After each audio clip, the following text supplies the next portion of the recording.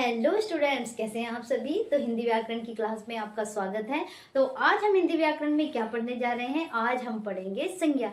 संज्ञा आप सभी को पता है कि संज्ञा दुनिया में हर एक चीज को जो नाम दिया गया है तो उसी नाम वाले शब्दों को हम संज्ञा कहते हैं। मतलब दुनिया की हर एक चीज को नाम दिया गया है। जैसे व्यक्तियों को नाम दिया गया है, वस्तुओं को नाम दिया गया है, स्थानों को नाम दिया गया है आदि। हमारी जो संज्ञा होती है वो 5 प्रकार की होती है। एक तो होती है व्यक्तिवाचक संज्ञा, जातिवाचक संज्ञा, द्रव्यवाचक संज्ञा, समूहवाचक संज्ञा और भाववाचक संज्ञा। व्यक्तिवाचक संज्ञा में क्या होता है? व्यक्तिवाचक संज्ञा में व्यक्तियों को नाम दे देते हैं, देशों को नाम दे देते हैं, शहरों को नाम दे देते हैं, पुस्तकों को नाम दे देते हैं। ये हमारी व्यक्तिवाचक संज्ञा होगी। तो व्यक्तिवाचक संज्ञा के बारे में हम पहले पढ़ लेते हैं। तो चलिए व्यक्तिवाचक संज्ञा के बारे में हम पढ़ लेते हैं। व्यक्तिवाचक संज्ञा में क्या क्या आते हैं। व्यक्तिवाचक संज्ञा में हमारे क्या आएंगे? किसी व्यक्तियों के नाम जैसे राम, श्याम, गीता, राधा आदि। ठीक है। दूसरा हमारा देशों के नाम जैसे भारत, चीन, जापान, यूक्रेन, ऐसे ही देशों के नाम आ जाते हैं, वो भी व्यक्तिवाचक संज्ञा में ही आते हैं। तीसरा नदियों के नाम। नदी कौन सी हो सकती है? गंगा, जमुना, सरस्वती, है ना, सिंधु, रावी, सतलज, व्यास, ऐसे नदियों के नाम ये व्यक्तिवाचक संज्ञा में आएंगे। तो इन बातों का आप ध्यान रखेंगे। शहरों के नाम, शहरों के नाम भी व्यक्तिवाचक संज्ञा में ही आएंगे। जैसे दिल्ली, पटना, गोवा, आगरा, ये सभी व्यक्तिवाचक संज्ञा में आएंगे, ध्यान रखना है।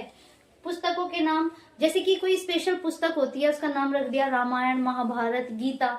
ठीक है, ये सब व्यक्तिवाचक संज्ञा होती है। चलिए, तो व्यक्तिवाचक संज्ञा के बाद आ जाती है जातिवाचक संज्ञा। जातिवाचक संज्ञा में क्या होता है? जातिवाचक संज्ञा में किसी मनुष्य की, जैसे कि मनुष्य जाति में हम मनुष्य जाति में आते हैं। ठीक है, एक पशु पक्षी की जाति होती है, ऐसे ही वस्तुओं के नाम भी व्यक्तिवाचक उसमें जातिवाचक संज्ञा में आते हैं। पदों के नाम, जैसे कि कोई पुलिस बन गया, है ना, पुलिस वो किस पद पर है। व्यवसायों के नाम, वो बिजनेस किस में कर रहा है, तो वो जातिवाचक संज्ञा में आता है। ठीक है, वस्तुओं के नाम, पदों या व्यवसायों के नाम, मनुष्य और पशु पक्षियों के नाम, ये सब जातिवाचक संज्ञा में आते हैं कि वो किस जाति का है। ठीक है, तो हम मनुष्य जाति के हैं।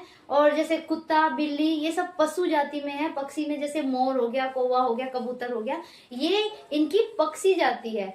ठीक है, और पदों के नाम कि वो किस जॉब पे किस पद पर है। ठीक है, पदों के नाम और व्यवसायों के नाम कि कौन क्या बिजनेस कर रहा है, वो सब जातिवाचक संज्ञा में आता है। ठीक है, तो तीसरी संज्ञा हमारी कौन सी होगी? तीसरी संज्ञा होगी हमारी द्रव्यवाचक संज्ञा।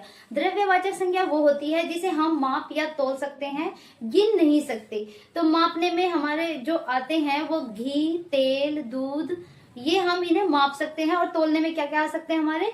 तोलने में जैसे सोना, चांदी, लोहा, स्टील, ये सब तोले जाते हैं। तो ये सब द्रव्यवाचक संज्ञा में आएंगे। मापने वाले और तोलने वाले, ये द्रव्यवाचक संज्ञा होती है। इन्हें गिन नहीं सकते, इनका या तो वजन कर सकते हैं या फिर इन्हें माप या तोल माप सकते हैं। ठीक है, तो ये हमारी द्रव्यवाचक संज्ञा हो गई जिसमें हम माप या तोल सकते हैं, गिन नहीं सकते। धातुओं या खनिजों के नाम इनमें हो सकते हैं। ठीक है, खनिज भी इसमें आ सकते हैं और धातु भी। खाने पीने की चीजें जैसे दूध, पानी, घी, तेल, इन्हें हम माप सकते हैं। ठीक है, इसके बाद हम कर लेते हैं अपनी चौथी संज्ञा का नाम क्या है? चौथी संज्ञा का नाम है समूहवाचक संज्ञा। समूहवाचक, जिसमें समूह बनकर रहा जाता है। इसमें व्यक्तियों का भी समूह हो सकता है, जानवरों का समूह हो सकता है और वस्तुओं का समूह हो सकता है। ठीक है, जैसे प्राणियों का समूह में कौन कौन होता है? जैसे परिवार हो गया, संघ हो गया, है ना, और सेना हो गई, झुंड हो गया। तो जानवरों का क्या होता है? झुंड होता है। और सैनिकों की सेना। और जो संघ बनाया जाता है मिलकर, बहुत सारे लोग संघ बनाते हैं। और परिवार भी कई सदस्यों का एक समूह होता है। ठीक है, ऐसे ही वस्तुओं का समूह होता है, जैसे गुच्छा हो गया, ढेर हो गया, श्रृंखला हो गया। तो क्वेश्चन में अगर पूछा गया आपको कि समूहवाचक संज्ञा के उदाहरण लिखिए, तो आप इन उदाहरणों में से कोई भी उदाहरण देख के लिख सकते हैं कि ये समूहवाचक संज्ञा के उदाहरण है, जिसमें कई चीजें मिलकर एक जगह इकट्ठी होती है, उसे समूह कहते हैं।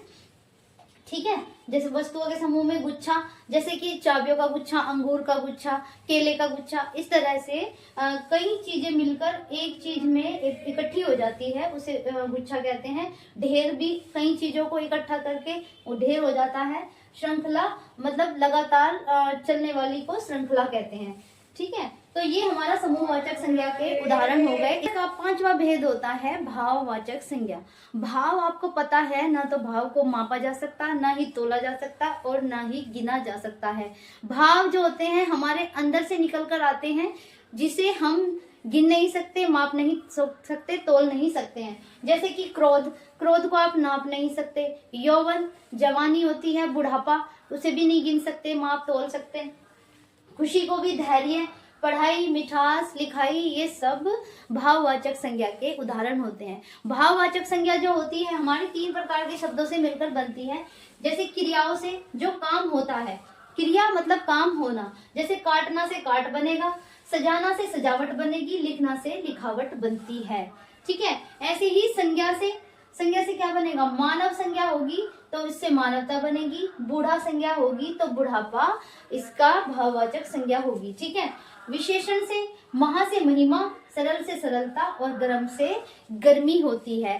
तो आप आने वाले एग्जाम में संज्ञाओं से कोई भी क्वेश्चन गलत नहीं करेंगे, इन्हें बहुत ही ध्यान से पढ़ेंगे और समझेंगे और आंसर सही करेंगे।